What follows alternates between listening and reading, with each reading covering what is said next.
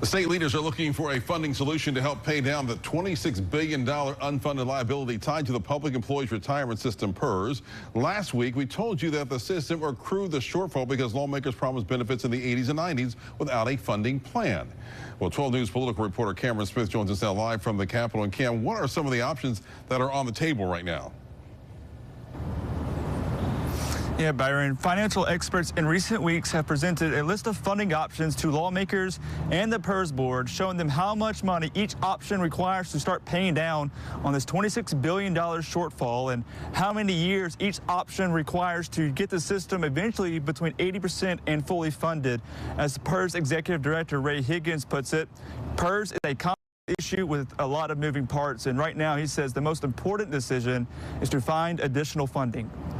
Senator Daniel Sparks says lawmakers have dedicated additional funding to the Public Employees Retirement System in recent years. We have dedicated more revenue. There's $186 million more per year with the 2.5% increase. We put $110 million in the system 2 years ago. But it's not enough to make sure the state can pay retirement benefits later down the road.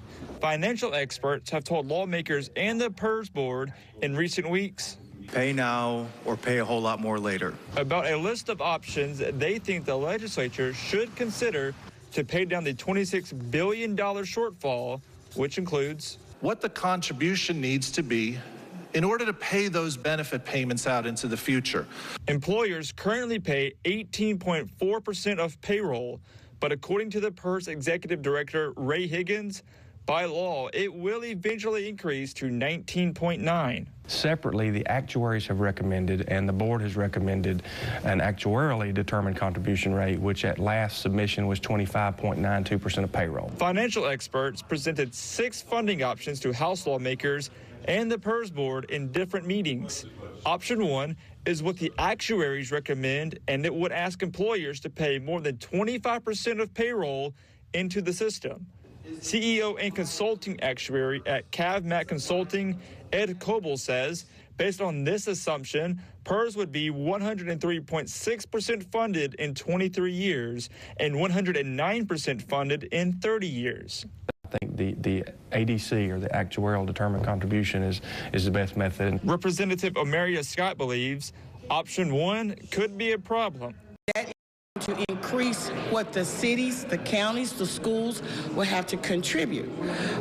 So in my mind, that may mean that there may be a tax increase. Options 2 through 6 would keep the employer contribution rate at 19.9% of payroll.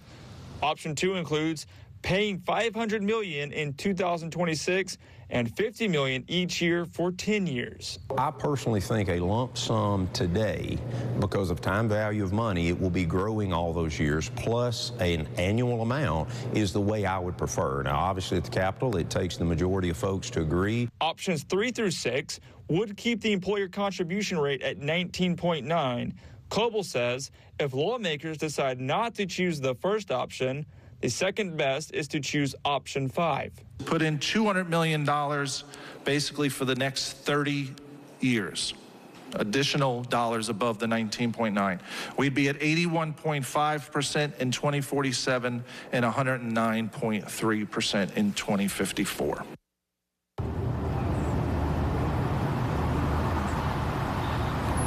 Next Thursday, we'll hear from a few state retirees and employees who are close to retiring, and what do they think about the challenges with the PERS system. Live from the state capitol, Cameron Smith, 12 News.